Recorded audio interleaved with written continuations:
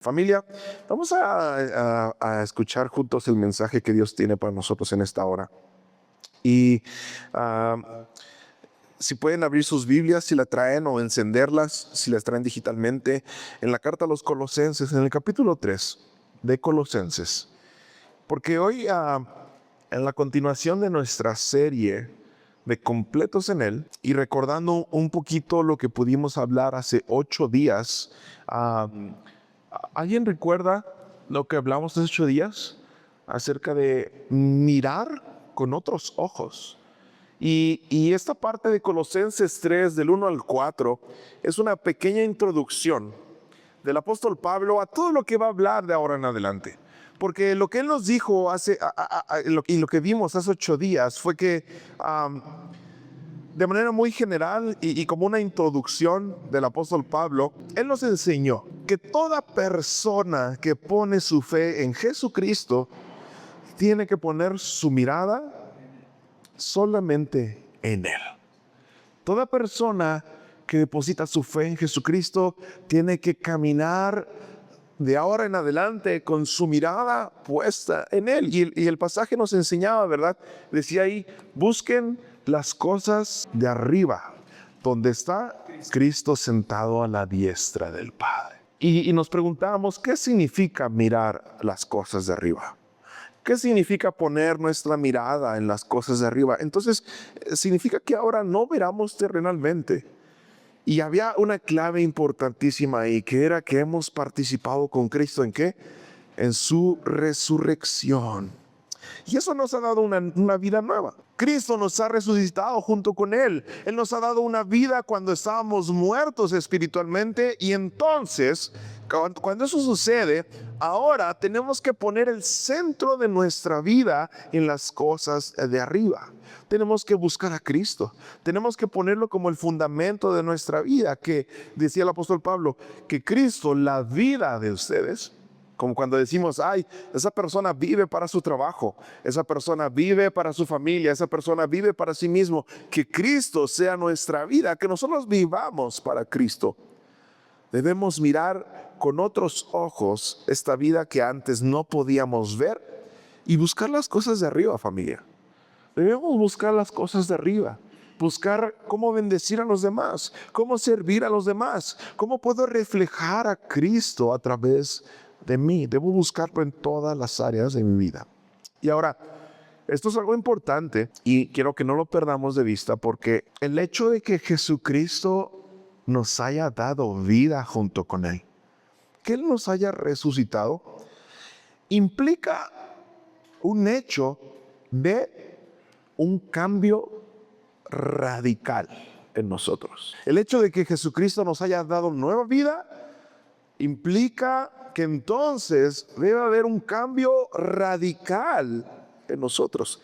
Y para los colosenses, quienes están leyendo esta carta de primera mano, esto es muy importante, porque si recordamos un poco su cercanía y su relación con Cristo, la enseñanza para ellos es que no dependía de lo que estos falsos maestros intentaban enseñarles.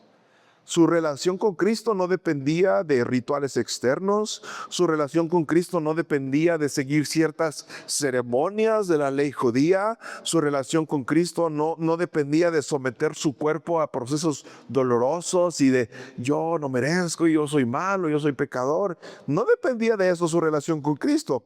La oportunidad de tener una relación verdadera con Cristo se hace evidente a través del cambio que hay dentro de nosotros. Eso es bien importante para nosotros, familia, porque fíjense, la oportunidad que Cristo nos da cuando Él llega a nuestras vidas no es mejorar lo que éramos antes de llegar a Él. Cristo no me ha hecho mejor.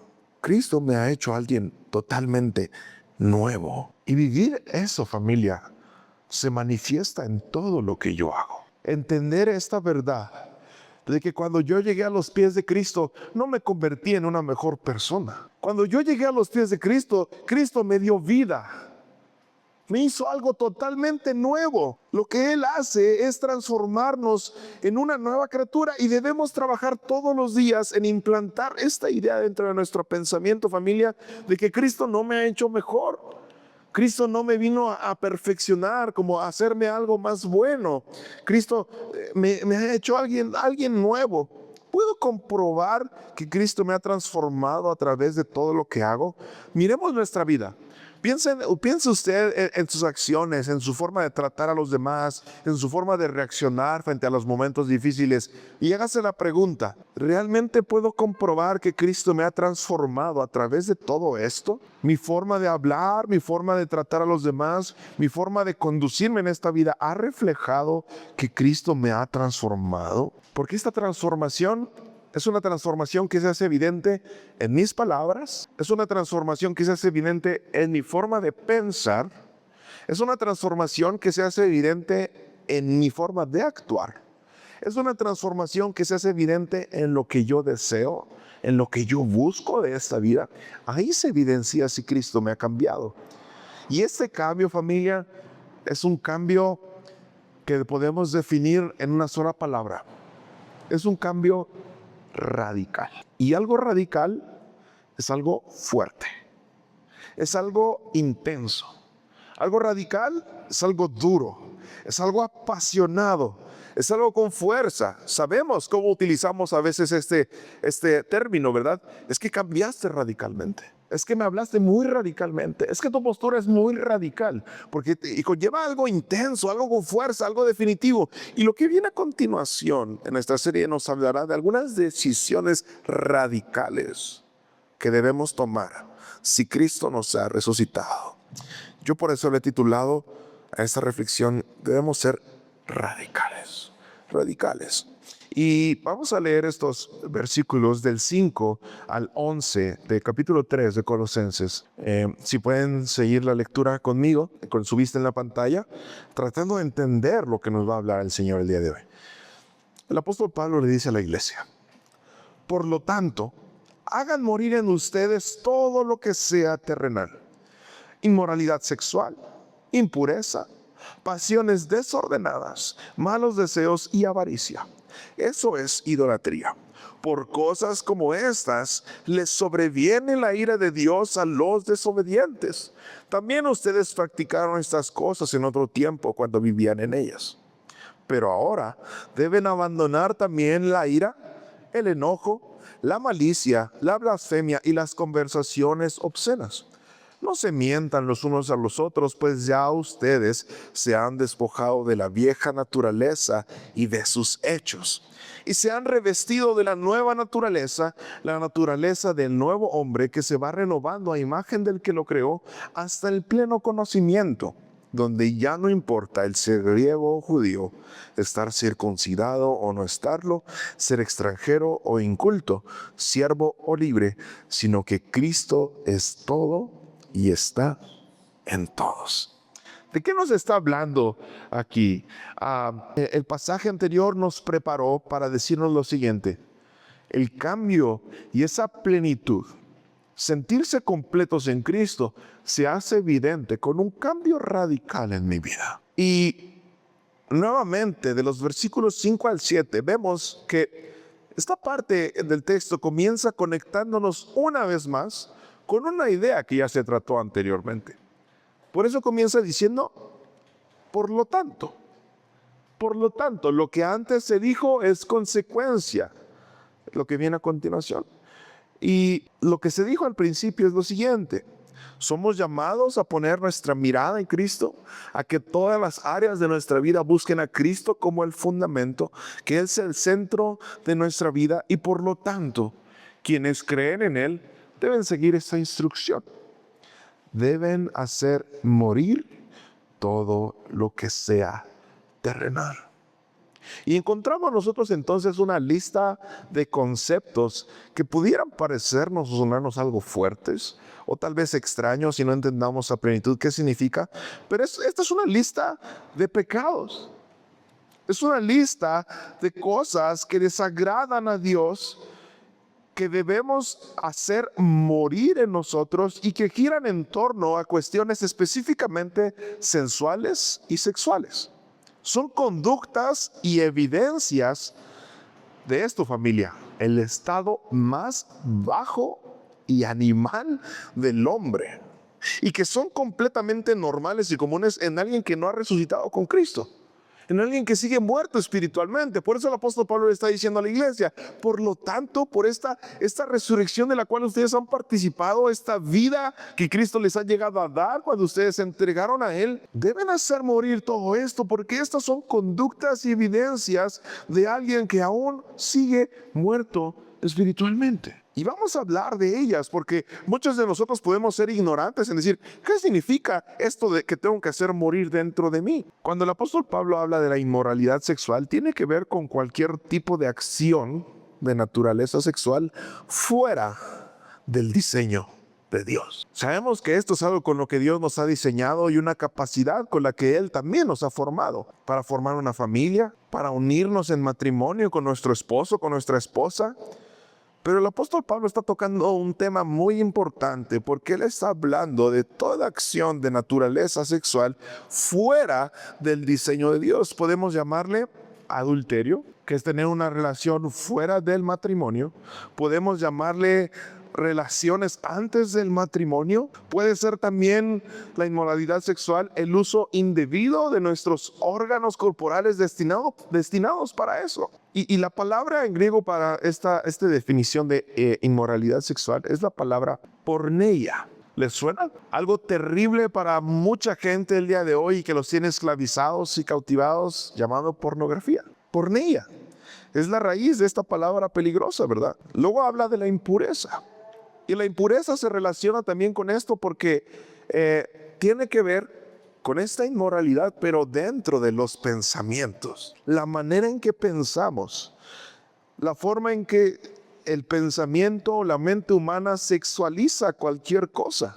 Una mentalidad completamente caída, una mentalidad viciada por los deseos y los instintos más animales, la falta de castidad, pudiéramos decirlo así. Esto es la impureza, un pensamiento contaminado, una forma de mirar a la gente, de mirar a los demás de una forma corrompida, de una forma equivocada.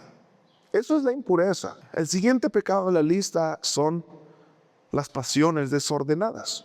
¿Y qué es esto de las pasiones desordenadas? Quiere decir un desenfreno total y descontrol en estas áreas que tienen que ver con la sexualidad y la sensualidad.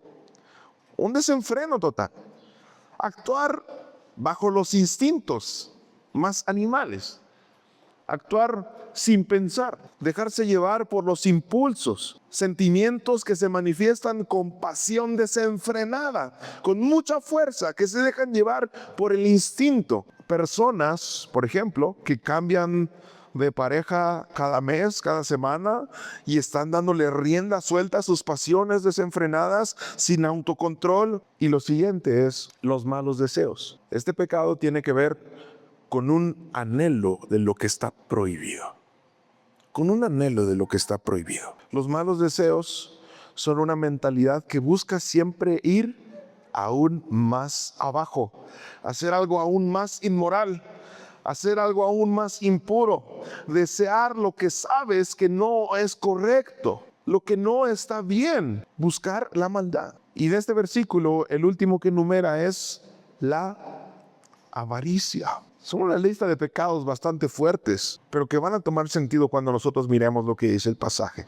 Y la avaricia, que parece desencajar de todos estos pecados que hablan de la inmoralidad sexual, las pasiones desenfrenadas, los malos deseos, la impureza, que tiene que ver con estos aspectos de desear algo fuera del orden de Dios. La avaricia parece desencajar, pero realmente tiene todo que ver con estos otros pecados, pues se refiere a la idea de querer aún más. Exactamente, de querer aún más. La idea de lo que podríamos nosotros llamar hedonismo, que es una búsqueda insaciable del placer, de sentir sensaciones, de satisfacerte a ti mismo solamente, del placer personal. Y esto se convierte en un ídolo, el nunca estar satisfecho en estas acciones que el apóstol Pablo menciona, que son evidencias de alguien que no ha sido resucitado espiritualmente, se vuelven idolatría, porque entonces buscarás siempre satisfacerte solamente a ti mismo. Te vuelves tu propio ídolo. Y estas cosas, familia, mencionadas en el versículo 5, en un pasaje fuerte, en un pasaje intenso, en la escritura del día de hoy nos está hablando de cosas duras, pero que necesitamos hablar. Estas cosas, este tipo de actitudes, de acciones, de comportamientos, son lo que despierta la ira de Dios sobre quien desobedece su voluntad. Dice el versículo 6, por cosas como estas, les sobreviene la ira de Dios a los desobedientes. Son acciones que van en contra de su diseño original. Dios no quiso que la gente tuviera 50 esposas. Dios no quiso que estuviéramos brincando de una relación en otra relación. Dios no quiso que hiciéramos mal uso de algo tan hermoso y tan valioso como lo es esto dentro del matrimonio. Dios no quiso que lo sobajáramos a tantas cosas y pasiones desordenadas como el día de hoy lo vemos. Que no es necesario que alguien esté en matrimonio para que pueda tener este tipo de acciones. Dios no quiso eso. Él estableció un orden con perfección. Él estableció un diseño que funcionaba y funciona muy bien. Y quienes practican estas cosas enfurecen a Dios en gran manera. Y aunque nos parezca de susto, familia, aunque nos parezca algo muy fuerte lo que estamos hablando ahora, son cosas en las cuales vivimos en otro tiempo también. ¿Cómo? ¿Yo? La escritura no se equivoca. Dice el versículo 7. También ustedes practicaron estas cosas en otro tiempo cuando vivían en ellas. ¿Saben por qué? Porque nadie nace siendo salvo. Nadie nace vivo espiritualmente. Absolutamente todos nacemos bajo la misma naturaleza caída, perdida y muerta espiritualmente. Entendiendo esto, tal vez nosotros pudiéramos decir, pues de esas cosas de las que está hablando el apóstol Pablo, pues yo no he participado en niveles tan bajos, pero tal vez en mis pensamientos, tal vez en mis ideas, tal vez en algún punto de mi vida yo he participado de eso, tal vez he sido inmoral, tal vez mis pensamientos han sido impuros, tal vez he tenido malos deseos. Estoy seguro de que al menos uno de estos se ha manifestado dentro de nosotros, porque no nos podemos engañar, es nuestra carne. Y son cosas en las cuales nosotros vivimos en otro tiempo también. Esto era algo natural de nuestra condición de muerte espiritual. Para toda persona que no ha participado de la resurrección en Cristo, estas acciones que nos parecen tan horripilantes, tan difíciles de tratar, son naturales para aquellos que no han resucitado en Cristo. Y es una verdad, familia, que la palabra de Dios nos recuerda hoy muy amorosamente. No nos asuste esto, porque esa era nuestra forma natural de vivir antes. No te preocupes, no tenemos que casarnos para esto. Ay, no es malo. ¿Quién dijo que era malo? Vamos a hacer esto, vamos a hacer aquello, vamos a mirar esto, vamos a caer en la pornografía. Nadie te va a ver. Y esto, familia, aunque ahora estas prácticas para los que son creyentes no son naturales dentro de nosotros, ¿qué creen? Queremos seguir viviendo en ellas aún. Y vemos familias cristianas desintegrarse por una infidelidad. Vemos familias de creyentes que están siendo destruidas por causa de la inmoralidad. Vemos a tantos jóvenes cristianos que todos los domingos o todas las veces que entran a la iglesia tienen que ponerse una máscara porque en su intimidad son adictos al contenido sexual. Familia, esto es real. Todos me están viendo con cara de ¿qué está hablando? Esto es real. Una de las adicciones más fuertes que los jóvenes están experimentando hoy en día es a la pornografía. Muchos creyentes en lo oculto viven practicando estas acciones de las cuales el apóstol Pablo dice, hagan morir. Y no porque nosotros digamos, en este momento yo no estoy haciendo eso. No por eso somos mejores, familia. Hay otros pecados que menciona más adelante y ahí sí nadie se va a escapar. Y por eso la instrucción que nos da el versículo 5. Hagan morir todo esto, porque nadie se escapa. Aunque en este momento de tu vida posiblemente digas, pues tal vez yo no he participado de eso, nadie se escapa. Porque posiblemente en un tiempo, en unos años, vas a caer en esto, vas a ser tentado, porque esto es lo que el enemigo quiere que caigas. ¿Qué es lo que sucede con aquellos creyentes que siguen viviendo bajo estas prácticas que no son evidencia de alguien que ha sido transformado por Cristo? Si nosotros parafraseáramos lo que Pablo está diciendo de hagan morir todo lo terrenal, todo esto háganlo morir en ustedes. Si lo parafraseáramos en otra idea, a mí se me ocurre una muy buena. Y la siguiente, es como si Pablo nos dijera, iglesia, asesinen esto. Literalmente nos está dando permiso para matar. Nos está dando permiso para matar. Asesinen todo esto en ustedes.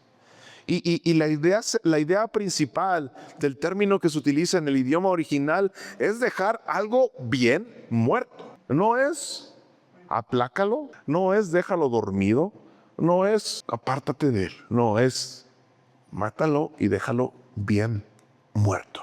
La idea de hacer morir es dejar bien muertas estas cosas, que no puedan ni volverse a levantar, que no puedan volver a estar presentes en nosotros. Si alguno de los que estamos aquí en la iglesia está batallando con alguna de estas prácticas que son naturales del pecado, entonces familia, la instrucción y la invitación amorosa que la palabra nos está haciendo el día de hoy es: asesina esto en tu vida. Esposos, no mires con codicia y con lujuria la esposa de otro hombre. Esposas, no mires con malos pensamientos al esposo de otra mujer. Y ni siquiera esposos, ¿no? Algún otro hombre o alguna otra mujer si aún no estás en el matrimonio.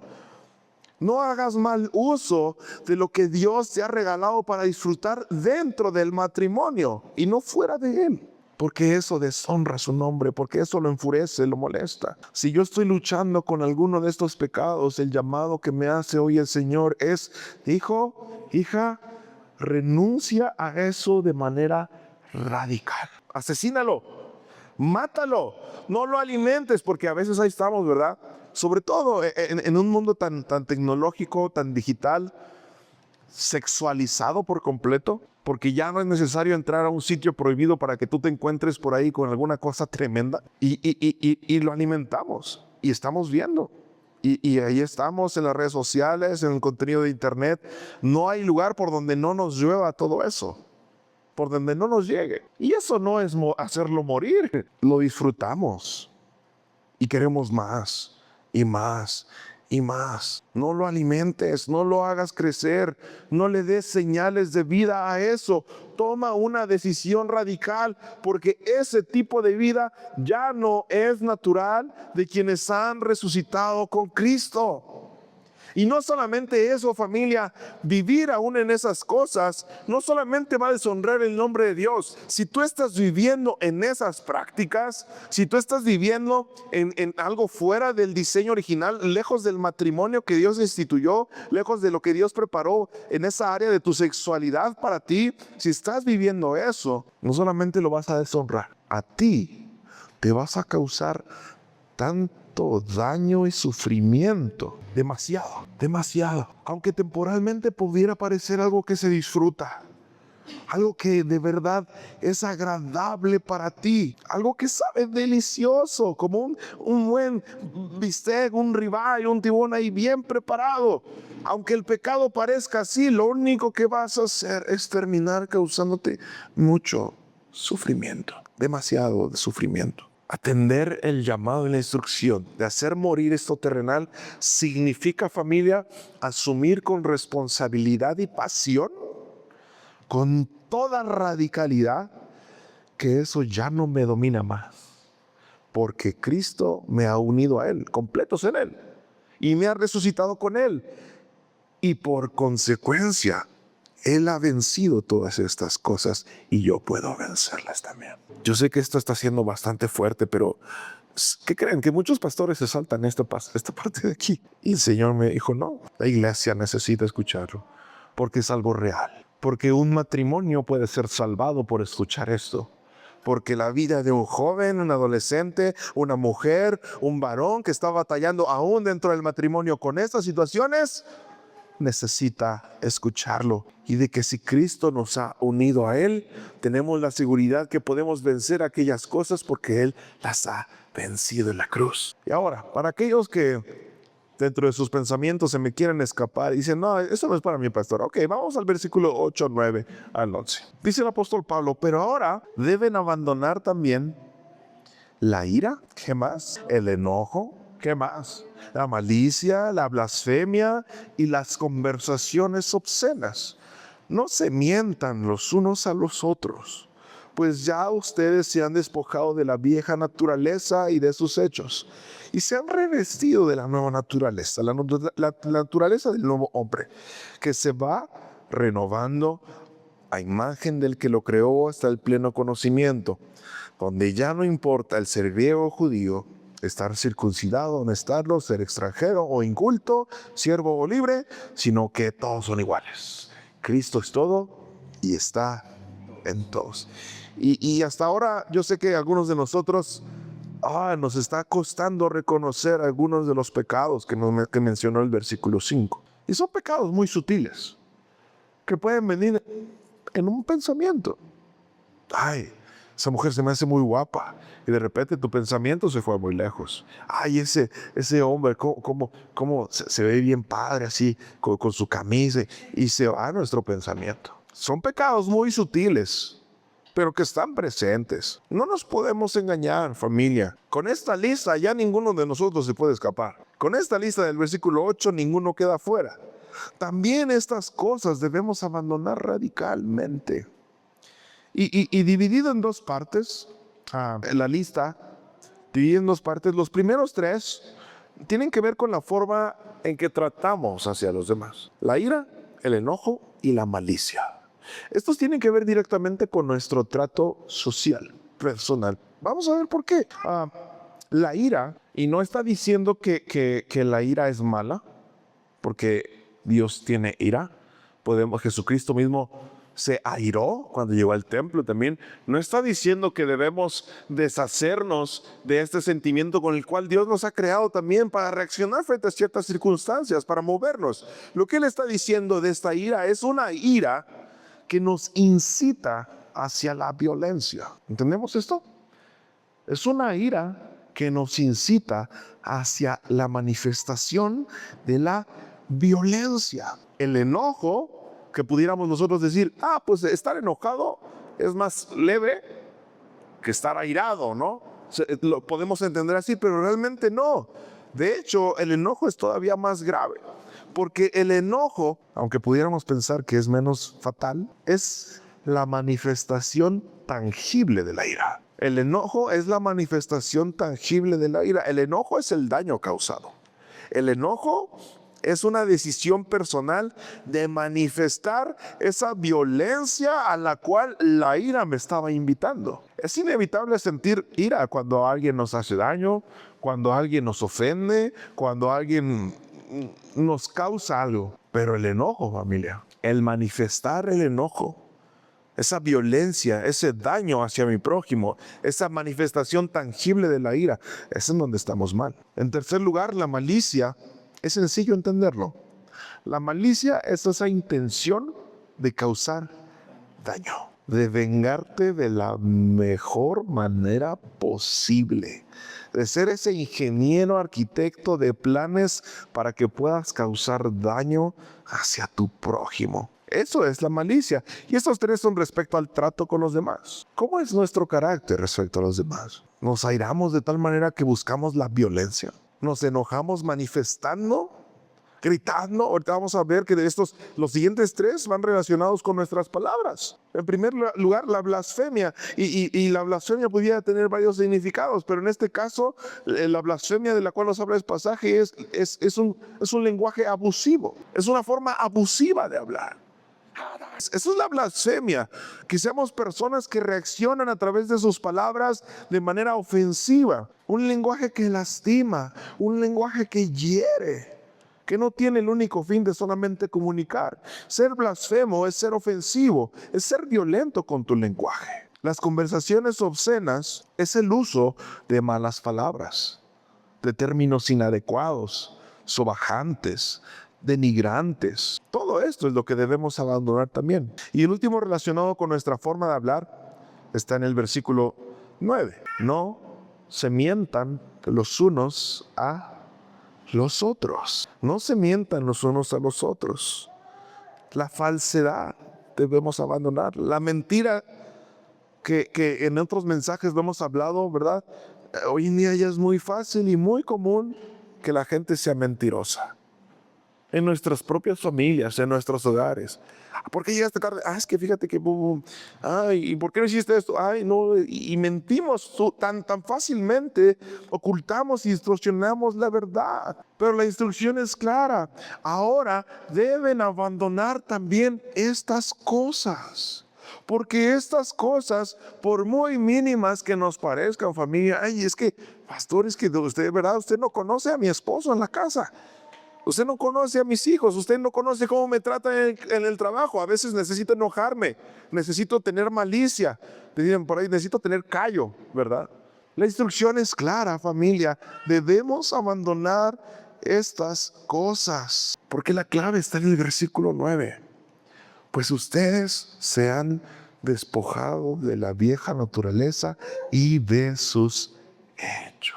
¿A poco no nos avergüenza saber que esas acciones, esos comportamientos de los cuales estamos hablando ahora, son evidencia de alguien que no ha resucitado con Cristo? A mí me pesa, a mí me carga. Y digo, Señor, estoy dando evidencia de todo menos de ti. ¿Y cuál es la necesidad, familia, de que yo abandone esto? ¿Por qué me lo está pidiendo el Señor? ¿Por qué tengo que renunciar a eso? ¿Por qué tengo que matarlo? ¿Por qué tengo que deshacerme de él a toda costa? Porque todos estos comportamientos son naturales de mi antigua naturaleza. Todas estas acciones son naturales de una persona que físicamente puede estar viva, pero que espiritualmente está dominada por las fuerzas del mal y la desobediencia. Debemos entender, familia, que este comportamiento ya no es normal en nosotros, ya no es natural. Es que así soy, ¿verdad? Es que siempre he sido así de enojón, pastor. Siempre ha sido así de mal hablada. Y no importa la forma en que yo hable, lo que importa es lo que está dentro de mi corazón. Mejor no te cito otro pasaje de la Escritura, ¿verdad? Que habla acerca de lo que hay en el corazón y lo que sale por la boca, ¿no? Pero hay muchos creyentes, familia. Y yo me imagino que ese era el corazón de Pablo escribiendo esto a los colosenses. Iglesia, dense cuenta que esto no puede ser normal entre ustedes. Estos no pueden ser comportamientos habituales entre ustedes. Déjense los primeros, porque esos son los menos evidentes. Pero los segundos son totalmente evidentes, familia. La forma en la que hablamos, la forma en que tratamos a los demás, el lenguaje, si lastimamos. Yo creo que todos de nosotros conocemos una persona que sabe lastimar con las palabras. Espero que no seamos nosotros. Pero conocemos a alguien que sin tocarnos físicamente, con sus palabras, nos rompen el corazón. Nos lastiman, nos pueden hacer menos. Y si nosotros somos de ese tipo de personas, debemos abandonar ese tipo de vida, porque ya no es la vida que es natural para nosotros. Eso ya no es natural para el creyente, porque fíjense, dice el versículo 9 y 10, ya ustedes se han despojado de esa vieja naturaleza y de sus hechos, y ahora se han revestido de la nueva naturaleza, la naturaleza del nuevo hombre que se va renovando a imagen del que lo creó hasta el pleno conocimiento. ¿Qué dice este versículo 10? ¿Qué significa que esta nueva naturaleza que Cristo me ha dado se va renovando a imagen de aquel que lo creó hasta el pleno conocimiento? Simple. Y si quieren apuntarlo, apúntenlo, si no, grábenselo. Significa que esta nueva naturaleza que Cristo me dio no fue para mí, fue para reflejarlo a Él. La naturaleza del nuevo hombre que se va renovando. ¿A imagen de quién? ¿A imagen de mí? ¿A imagen de un mejor Daniel? ¿De un Daniel que es más amable? ¿De un Daniel que habla mejor? ¿Que ya cuida sus palabras? ¿Que no se enoja? ¿Ese Daniel es el que se va renovando? No, es una imagen que se va renovando de acuerdo a aquel que lo creó. Y el apóstol Pablo dice algo bien importante: hasta el pleno conocimiento. ¿Qué es eso? ¿Hasta cuándo seremos perfectos, familia? Ese pleno conocimiento, familia, es el día en que cara a cara podamos verle a Él. Mientras tanto, esta imagen es la que se va restaurando, renovando. Esa imagen que se va santificando. No podemos estar cómodos con nuestro pecado, familia. Tal vez llevamos años con alguna situación de esta, viviendo fuera del orden de Dios, viviendo en la práctica de esas cosas que son evidencia de alguien que no ha resucitado espiritualmente. Y tal vez nos hemos acostumbrado a ello, de tal manera que es algo totalmente normal para nosotros y ya no nos damos cuenta de que eso no está bien. Por eso el día de hoy el Señor nos quiere detener en seco y decir: para ya con esto, por favor. Ponle un alto. Te estás destruyendo. Me estás deshonrando a mí y no te estás dando cuenta. Para con eso. Haz morir todo lo terrenal en ti. Ahora Cristo, familia. Y esto es lo hermoso del pasaje. Eso es lo fascinante de esto y de toda la Escritura, el principio fundamental. Que cuando el apóstol Pablo dice que nos hemos revestido de la nueva naturaleza, de ese nuevo hombre que ahora ha resucitado con Cristo, que ahora podemos mirar las cosas de arriba, que ahora podemos ponerlo a Él por el centro de nuestras vidas, que ahora Él puede ser el fundamento de todos nosotros, que ahora podemos disfrutar de esa vida llena de bendiciones, llena de paz, llena de comunión con Dios. Ahora podemos hacerlo. Pero lo interesante y lo hermoso de esta familia es que quien hace esto no somos nosotros, es Cristo quien arranca de nosotros esa vieja etiqueta, esa vieja identidad, esa vieja naturaleza, como lo dice el texto, y pone en nosotros no una nueva identidad como en serie, pone en nosotros su nombre, porque Él nos ha dado la autoridad de ser llamados hijos de Dios. Imagínense cómo se siente el Espíritu Santo, cómo siente Dios cuando nos mira y mira a Jesucristo, pero mira algo incompleto. Mira a un hombre o mira a una mujer que en lo oculto está aferrado a estas prácticas, que en lo oculto quiere seguir viviendo con su pecado. ¿Qué es lo que verá? ¿Cómo estamos avergonzando el nombre que Cristo nos ha dado a nosotros ser eso? Porque ¿saben qué, familia? Nuevamente, el mensaje de este pasaje es: solamente en Cristo puedes estar completo. Porque termina diciendo, donde ya no importa el ser griego o judío, donde ya no importa estar circuncidado o no estarlo, donde ya no importa si eres extranjero o si eres inculto, donde ya no importa si tú eres un esclavo o eres libre, donde ya no importa quién eras tú antes, porque ahora Cristo es todo y está en todos. Una y otra vez Colosenses no se va a cansar de decirnos, y de parte de Dios: iglesia, solamente en Cristo puedes estar completo. Abandona esto, déjalo a un lado, hazlo morir, renuncia a esa vida. Si es necesario que renuncies a eso y pongas en orden ahora tu vida, hazlo. Hazlo, es el tiempo, porque estas manifestaciones no son evidencia de que Cristo ha cambiado tu vida. No son evidencia de que Cristo ha cambiado tu vida. Son evidencia de otra cosa. Esa es la principal y más dolorosa consecuencia.